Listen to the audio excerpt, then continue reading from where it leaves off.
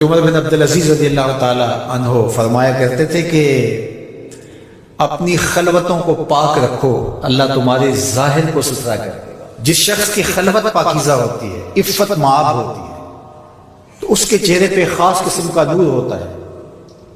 جو راتوں کی تنہائیوں میں اٹھ کے عبادت کرتا ہے اور اللہ کے حضور وہ الہا زاری کرتا ہے، تو دن چڑھے اس کے چہرے کے اوپر اللہ تعالیٰ ایک خاص نور پیدا کرتا ہے، جس سے لوگوں کو سرور ملتا ہے اور لوگوں کے دل میں اس کے لیے محبت پیدا ہوتی ہے۔ اور جو تنہائیوں میں جرم کرتا ہے، گناہ کرتا ہے، اور لوگوں کی نظر میں کوئی ایسی چیز ہوتی بھی نہیں ہے، تو لوگوں کے دل میں اس کے لیے نفرت پیدا کر دی جاتی ہے، لوگ اس سے دور ہٹنا شروع ہو جاتے ہیں۔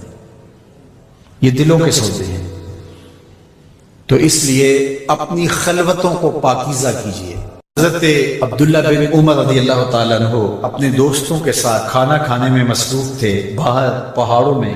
آج بھی عرب ایسا کرتے ہیں، گھر سے کھانا تیار کیا اور باہر صحراؤں میں پہاڑوں میں لے کر وہاں بیٹھ کے کھانا کھاتے ہیں۔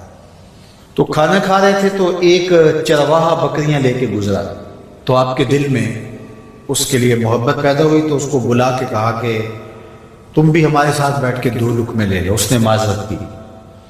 آپ نے پھر کہا نہیں، 2 لقمے آپ ہمارے ساتھ لے لیجئے۔ تو اس نے کہا کہ میرا روزہ ہے، میں روزے سے ہوں۔ تو حضرت عبداللہ خوش ہوئے کہ سخت گرمی اور سارا دن دھوپ میں بکریوں کے پیچھے روزہ رکھا ہوا ہے۔ آپ نے کہا کہ اگر ایک بکری تو ہمیں فروخت کر دے اور ہم ذبح کر کے اس کو تیار کر لیتے ہیں اور خود بھی کھائیں گے اور آپ بھی ہمارے ساتھ افطار کر لینا۔ اس نے کہا میں ان بکریوں کا مالک نہیں ہوں، میں چرواہا ہوں، یہ میرے آقا کی بکریاں ہیں اور میں بیچنے کا مجاز نہیں ہوں۔ بہت متاثر ہوئے عبداللہ ابن عمر رضی اللہ تعالیٰ عنہ۔ آپ نے اس کو مزید آزمانے کے لیے کہا کہ تو اپنے آقا سے کہہ دینا کہ بھیڑیا بکری اٹھا کے لے گیا تھا، تو ایک بکری ہمیں دے دے۔ تو اس نے ایسے آسمان کی طرف دیکھا اور کہا اللہ کہاں ہے؟ بس اس کا یہ انداز حضرت عبداللہ بن عمر کو اتنا بھا گیا، اتنا اچھا لگا کہ آپ جب یہ واقعہ سنایا کرتے تھے تو آنکھوں سے آنسو جاری ہو جاتے، اور فرماتے اس نے یوں انگلی کھڑی کی تھی اور آسمان کی طرف دیکھا تھا اور بار بار کہتا تھا اللہ کہاں ہے؟ خیر آپ واپس شہر آئے، اس کے مالک کو تلاش کیا اور کہا کہ اس غلام کو اور بکریوں کو منچاہی قیمت کے ساتھ مجھے فروخت کرے۔ اس نے بکریاں اور غلام دونوں بیچ دیے۔ آپ نے غلام کو بلایا اور کہا کہ تو آج کے بعد آزاد ہے، اور یہ بکریاں بھی تیری ملک ہوئیں، تیرے ایک جملے نے کہ اللہ کہاں ہے تیرے لیے آزادی کا مجدہ بنا دیا اس کو، اور میں تجھے ساتھ دعا بھی دیتا ہوں اللہ تجھے جہنم کی آگ سے بھی آزاد فرما۔